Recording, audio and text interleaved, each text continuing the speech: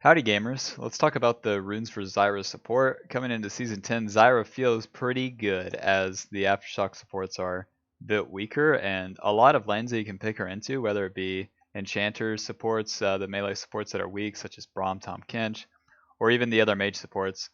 Um, Feels pretty good as you offer your main utility as a support is just through your damage, and of course in solo queue that's going to feel better than giving an ally more power through your abilities. So starting off with the keystone, it's going to be Arcane Comet.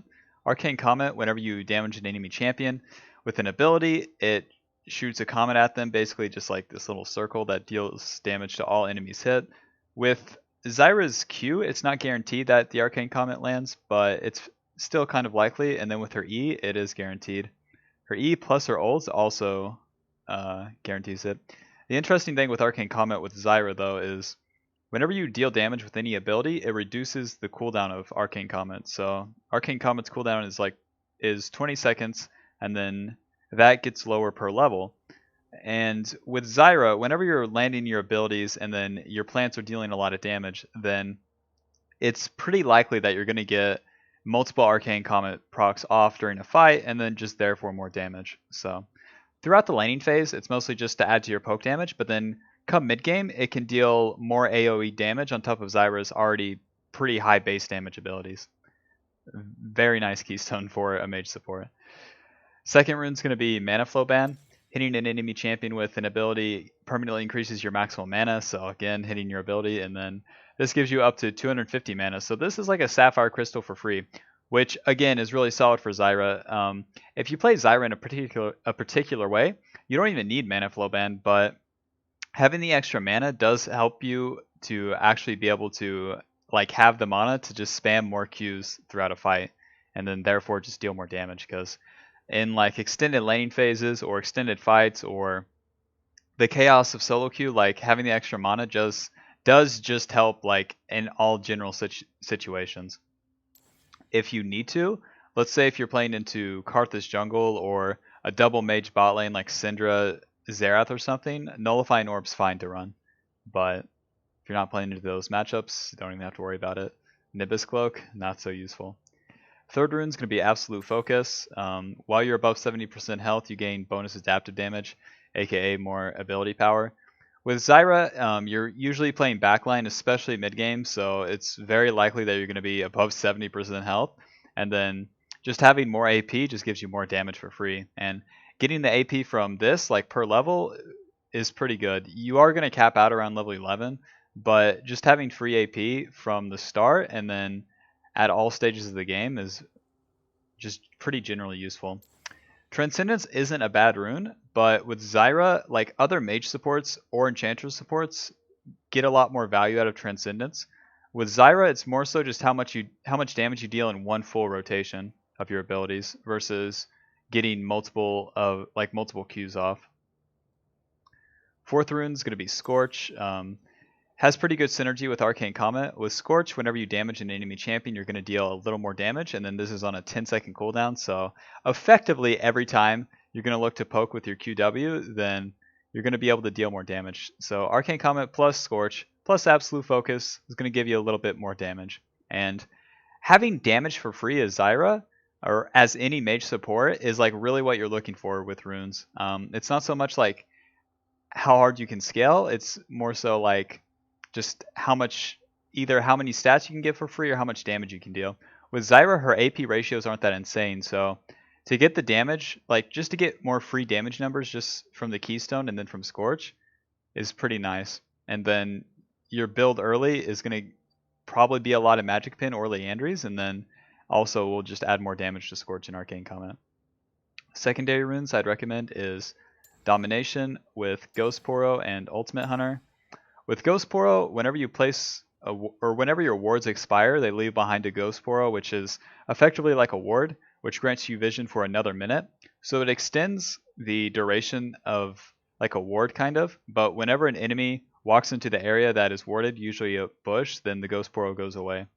Ghost Poro is like particularly useful in the bot lane where you usually want to ward in the enemy's bush closest to their tower, because once you push into the enemy tower, the wave comes back, and then the enemy support usually tries to stay in the bush to create some pressure, right?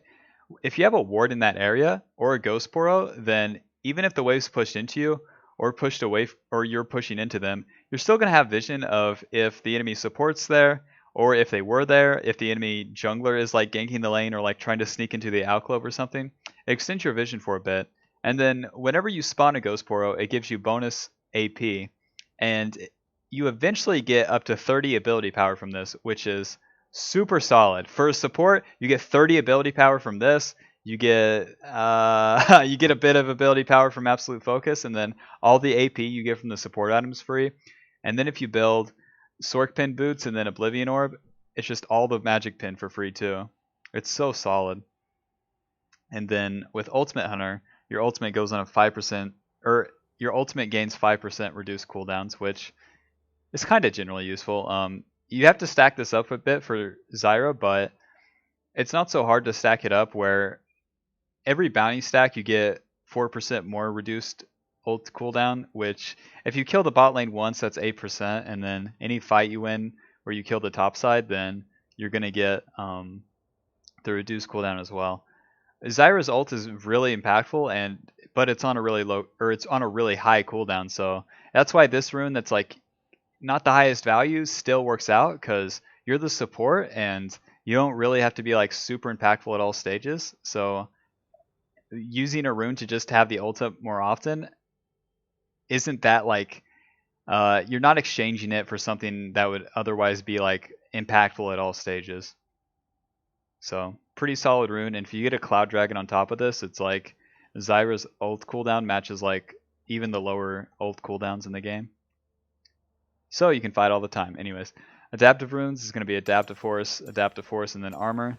Since you're playing in the bot lane, you're obviously going to want armor. All the mage supports are pretty weak to physical damage, so if you're not running armor, the minions are gonna do like more damage than the champions whenever you trade with the enemy. And then obviously you negate damage from the enemy AD. You're gonna negate some damage from the enemy support auto attacks, and then tower shots, dragons, etc. You're gonna be negating all of their damage, so armor's pretty generally useful. And then with double adaptive force, you obviously just have more ability power. Some mages or enchanter supports would want to run the CDR, but it's the same thing as like absolute focus versus transcendence. The ability power is just more useful on Zyra, as it's more important like how much your just full burst deals versus having your Q up again, or having it up quicker in a team fight. So these are the default runes I recommend for Zyra support. If you have any questions, leave them in the comments. And yeah, let's talk about the other secondary, because the most common secondary is this and this, where perfect timing is definitely better whenever you're playing Zyra into melee matchups, champions like Leon and Nautilus, where if they just simply press R on you, you kind of die. So having the perfect timing where at 10 minutes you get a one-time stopwatch that is basically like Zanya stasis, where you're untargetable. So with any tank support, it makes sense to be able to become untargetable whenever they dive on top of you, but you shouldn't be picking Zyra into those matchups anyways. And even if you're not playing into those matchups, perfect timing's pretty okay too. Free boots can also be okay on Zyra.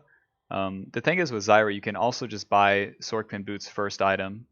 You don't have to itemize like any other ability power item, where usually champions are stacking like amp tomes into a completed item early game. But with Zyra, you can just go Sorkpin boots like first item. So free boots kind of loses some value there, where you can effectively lose out on like early damage.